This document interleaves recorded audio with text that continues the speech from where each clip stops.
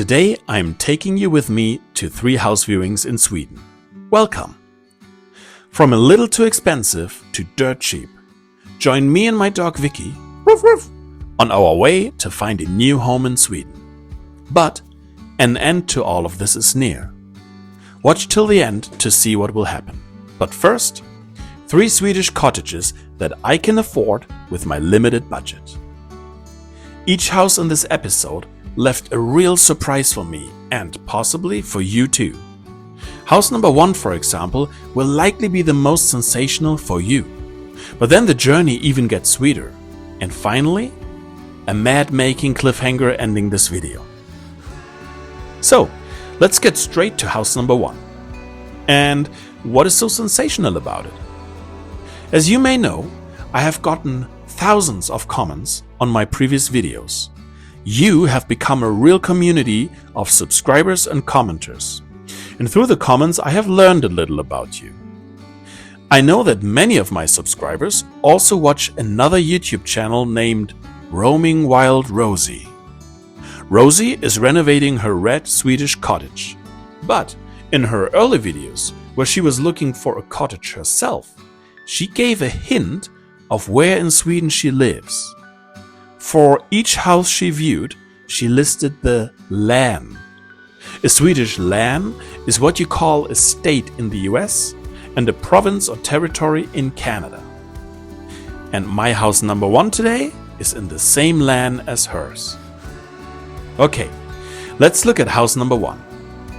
Except for the entrance, isn't it quite similar to Rosie's? In look, size and shape? But if you don't know Rosie's channel yet, I really recommend hers. She had a big influence on my dream of coming to Sweden. That's why I do some advertising here.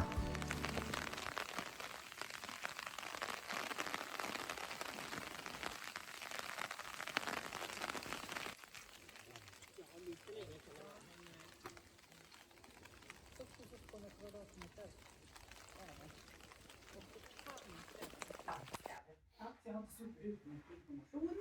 Vi får ställa frågor så får jag försöka. Jag fick 2 pärmar i Jag vet att det finns en brunn. Jag vet ingenting om vattenkvalitet. Jag vet att det finns en brunn bakom den stora granen där på hörnet. Det finns inget anslutet avlopp. Jag vet inte heller om det finns någon 3-kammare. Eller 2-kammare. Det skulle bli ett badrum.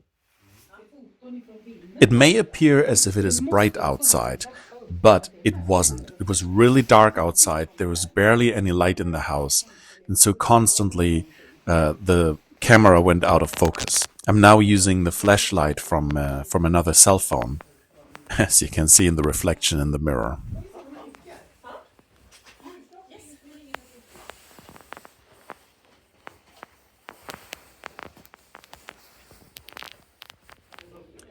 You can clearly see that the previous owner had started renovation, for example, put up new drywall.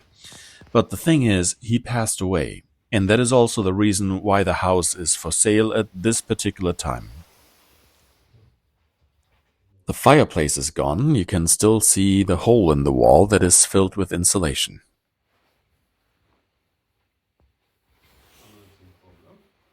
We're now leaving that old cabin part and going into the addition that you could see from the outside earlier. There is this empty room where the realtor suggested this could become a bathroom if you just put the work into it.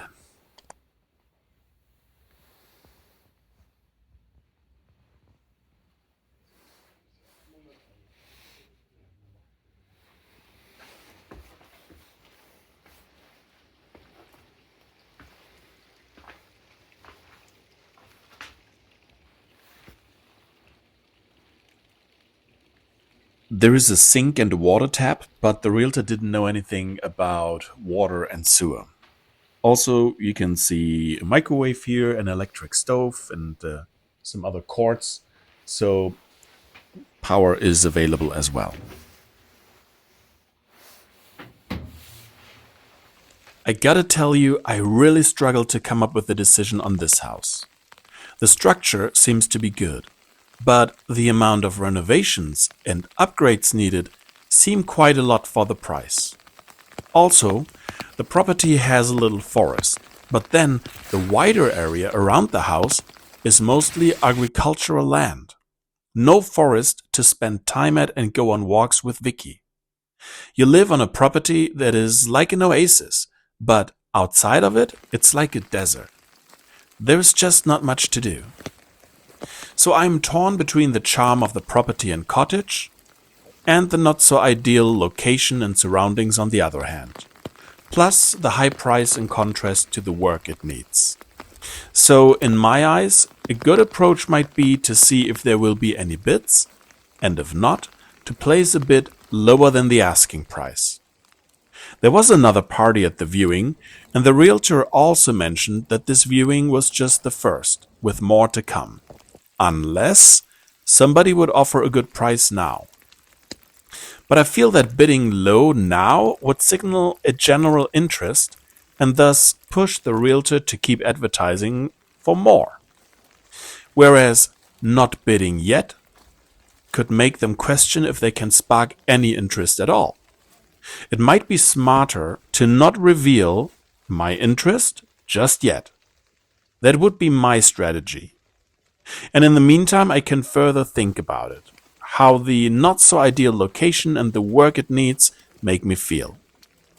I see quite an opportunity here to acquire a gem, but also an imbalance with the downsides mentioned.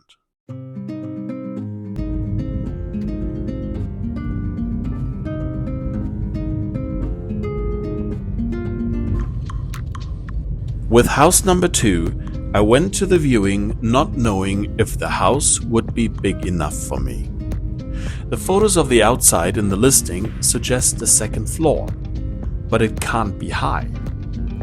And the inside photos don't show stairs nor a hatch to the attic, so I had to go there and see for myself. The viewing was scheduled to be a week later, but after signing up, I received a text right away that an additional viewing will be held just the next day. That's really short notice. That sounded like a big interest in the property and dividing those interested into 2 groups. And indeed, about 10 parties still showed up on that short notice. I was able to attend that first viewing, and being on site, I could now see that there is no second floor. It may be just a small attic holding nothing but insulation. But the house had so much charm. It kind of touched me. And space-wise, although the square meters or square footage of the house isn't that much, it actually is big enough for Vicky and me. And maybe one day a lovely partner to join. The property is very small too. But allow me to compare it to house number 1. House number 1 had a way bigger property with lots of trees on it, like a small forest, but beyond that, there wasn't much of a forest anymore. Whereas this house is on a small property, but it's the last house on a dead-end road, and behind it is a forest. Even better, a a nature reserve. Sorry. There will never ever be another house built or trees cut. It's not private land, it's public land, with official hiking and mountain bike trails, and in winter used for cross-country skiing or Nordic skiing. With a public interest in this, they probably won't ever be able to change the zoning of that land, of that forest. That location, at the end of a paved road, being the last house and with the closest neighbor 120 meters or 130 yards away, makes it quite secluded yet connected. And another remarkable thing is that it is outside of a town in the countryside, but just a short distance into town. I guess I wouldn't even need to drive, but could go by bicycle as long as the roads aren't icy in winter.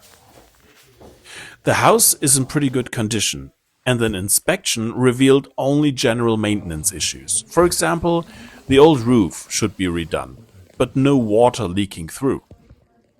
There are no emergency repairs. Just the usual upgrades and renovation that are minimum on any house that is sold within my limited budget.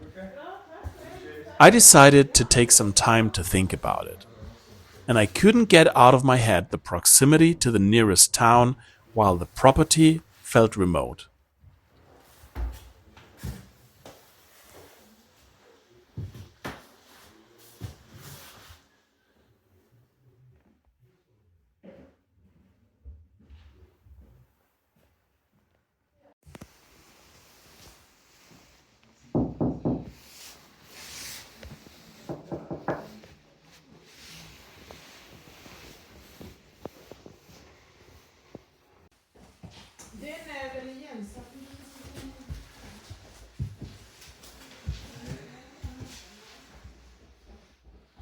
The house has two fireplaces and one wood stove. It also has electric heating, which is pretty common in Sweden. They hung up this carpet to close off a door behind it that leads to the small room we saw earlier with the electric panel and another entrance into the house.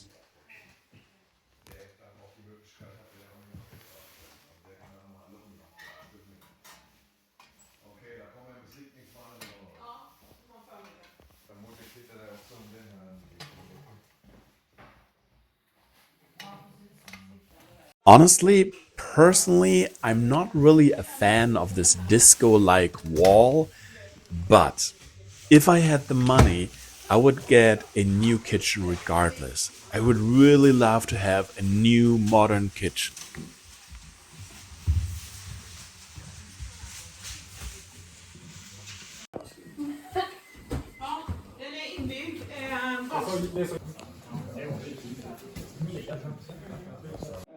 Du behöver kanske inte tänka så. Men för oss som ändå har en business som varje vecka måste in liksom. Och jag har alltid bra papper. Ja.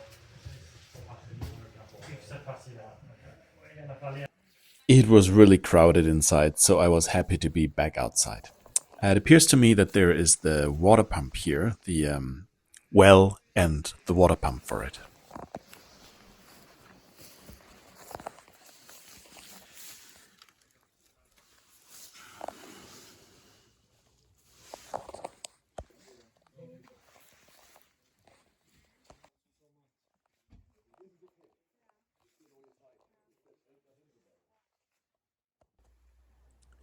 There is a nice shed on the property.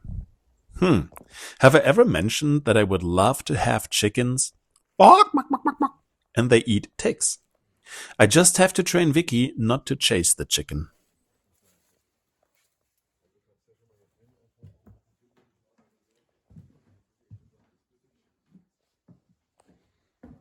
If you are from the US or Canada, I have learned that it has become very uncommon, up to the point where it is despised, to hang up your clothes outside to dry. How did that happen? Mankind has always dried their clothes outside. I would really love to get your opinion about it on how that happened. Please comment. In the meantime, I show you the crawl space that is under the bathroom. The inspection that was made suggested closing the access point and installing a dehumidifier.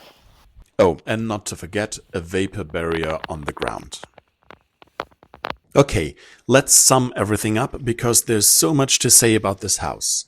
It has power, internet, water, sewer, a bathroom, wood heating and electric heating. The road is paved up to the parking stall. It is the last house on a dead-end road with the nearest neighbor being 120 meters or 130 yards away. There is access to the nature reserve right behind the house with walking and mountain bike trails.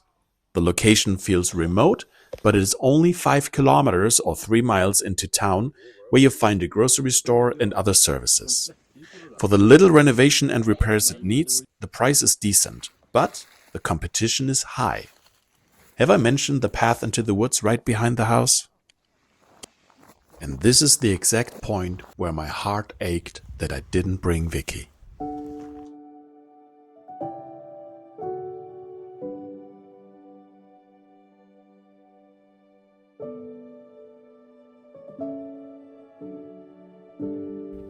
So I'm standing here right now. I'm eating a yogurt actually. I always have a spoon with me. Anyway, there's something I wanted to say. I came up with an idea.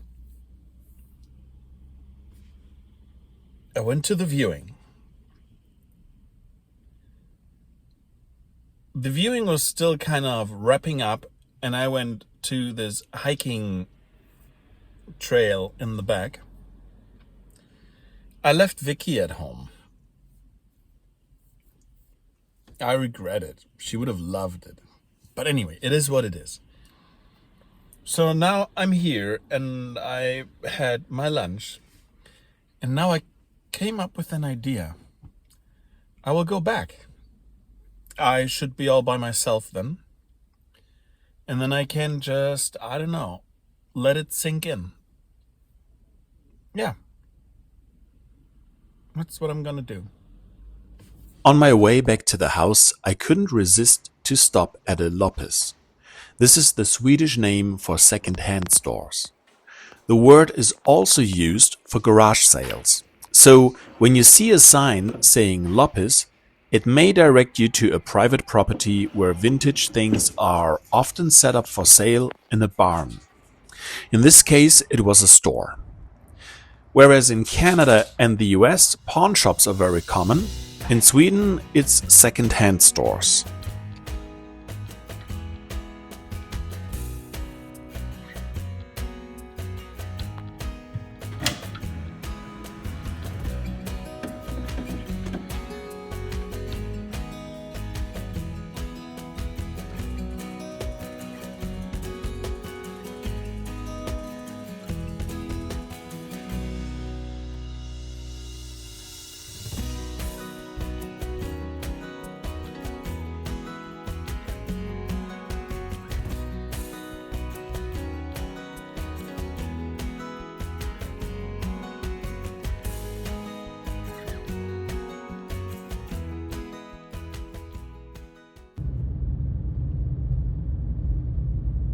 House number 3 is also close to a town. I drove through it on my way to the property and saw 2 grocery stores that were of medium size. Not too bad. That is a promising start. But here is a totally different issue. The listing didn't show a date for a viewing. I had then emailed the realtor asking for an appointment, and the realtor replied that I can go there by myself, anytime. The house is unlocked, without an occupant in the way. Now, I have looked at hundreds of listings in the past 6 months and contacted dozens of realtors, and I have learned a couple of things on the way. If the realtor doesn't want to come out, that's because the house isn't worth their time. Red flag. And in the listing, there were no inside photos. Red flag too. The house seems to have a new roof, and it looks quite attractive from the outside. But I have learned that this doesn't make it a green flag. I have seen several houses that were very crappy, but the owners had redone the roof, so the rest doesn't get destroyed further by the elements. Alright, I have talked, explained, and commented a lot on the past 2 houses, but now on house number 3, I will just let the video speak for itself. Warning. I've been to the house already. I'm recording this afterwards. And I want to tell you, it's a little bit creepy. Yeah, so be surprised.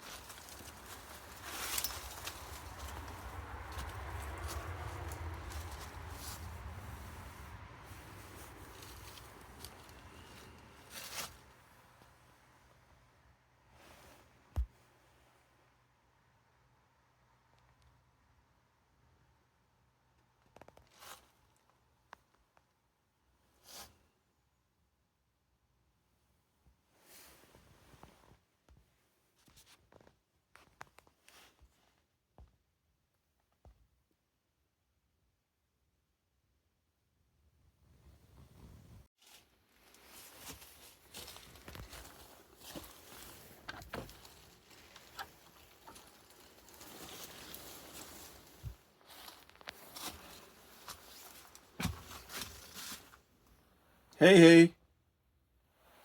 Hey, hey means hello.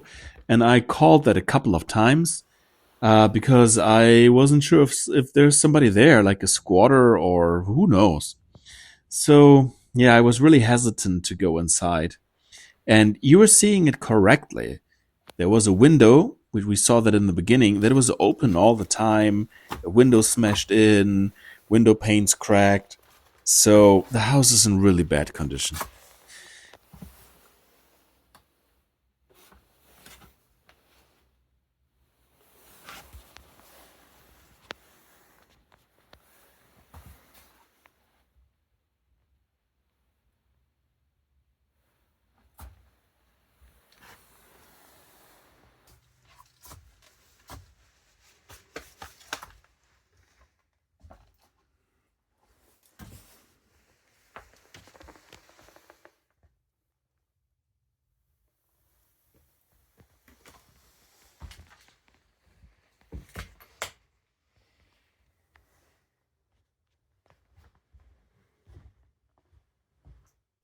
Somebody ripped out the wood stove that is supposed to be there. I mean, I assume it was just ripped out and sold. And now in front of us, it looks like somebody was squatting there. So here's what I do. I filmed way more from the inside. But I'm not gonna show you any more of it because it's just disgusting. I mean, that's how I feel. Can you see the bird in the hole? God. Oh God. Oh my God. So let's just write it off and say this is just the property. It's not the house. Also, I walked around the property and there's an outhouse in front of us and there's a shed and there's a well, and let's skip all that because really this house is a no. But it's not a no because of its condition. I don't know if it can be saved, but there was the will to save it because they redid the roof at one point, and it's not 25 years old like the oldest calendar that I found, that I saw. But it's a no for me because of the road. I can see it right there, and you heard the cars driving by while we were on the property. And I don't know, it's not a highway, it's like a country road, but there's traffic, there's significant traffic on it, right? It's more about the location. I think because the location is so bad, I don't need to worry about the condition of the house. So if the location was good, then I would worry about the condition of the house, but I don't have to. So yeah, let's move on. Let's move on. I've been looking at houses for the whole summer, and now we are already at the end of autumn or fall. And what an irony it is that the 3 houses today sum up my whole house search of the past 6 months. House number 1, classic look and tons of repairs. House number 2, a cozy, happy place maintained to a medium condition. And house number 3, an ödehus, an abandoned house falling apart. The first 2 houses from today's video are attractive to me, each in its own way. And here I am now, with the main season for property sales being over and competition being less. I now have the chance to pick from those houses. And I will. I have made an offer. My search for the past 6 months was accompanied by you. Thousands of comments were left under my videos, and 2 comments in particular made a change. Comment number 1. The 3 most important criteria about a house are location, location, location. And comment number 2. If a house didn't touch you right from the start, give it a chance. It will still grow on you. I have made an offer on house number 2. Higher than the asking price and a lot of money. But this house fulfills all 3 important criteria. An amazing location, a unique location, and a location where Vicky and I can feel home. If you personally preferred house number 1, I have some exciting news for you. At the time of the release of this video, November 21st, 2025, house number 1 is still for sale, with no offer on it, and a viewing is scheduled for December 5th. If you are interested, you'll find a link to the listing in the video description. And keep an eye out for the difference between the professional photos in the listing and my real-life viewing footage. I already sat together with the realtor and we signed a contract that I intend to purchase the property. But up to this point, I have not received a contract signed by the selling party yet. And now I have to wait. It's a cliffhanger, I know, but not only for you, for me as well. And let me ask you a final favor. Leave a comment if you would make an offer on house number 3. I am really curious who would take the challenge to tackle that project. And while I was editing this video, the magic happened. On November 19th in southern Sweden, I went outside on a night walk with Vicky when we walked into this.